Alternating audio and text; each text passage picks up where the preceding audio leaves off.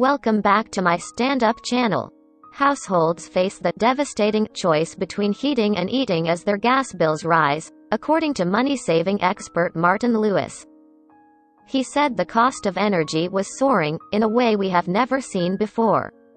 Brits are expecting to pay an extra £139 when the price cap on gas and electricity is raised next month.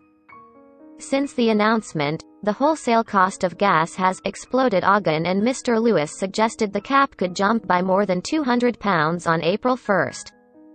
Many households are already under a range of financial pressures, including wage cuts or freezes during COVID-19, and an imminent reduction in universal credit and the end of furlough.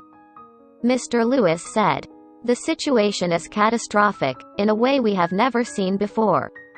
There will be many people making the devastating choice between heating and eating.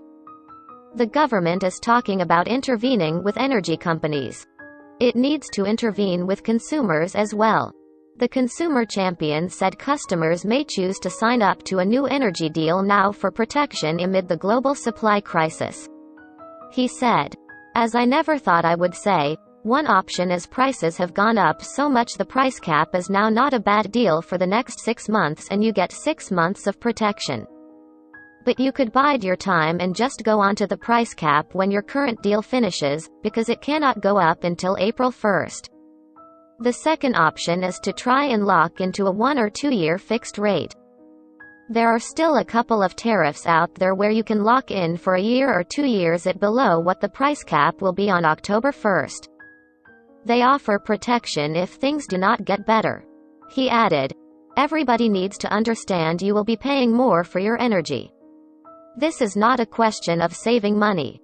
This is a question of reducing the rise."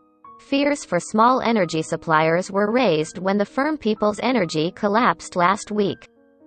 British Gas has agreed to take on 350,000 of its domestic customers.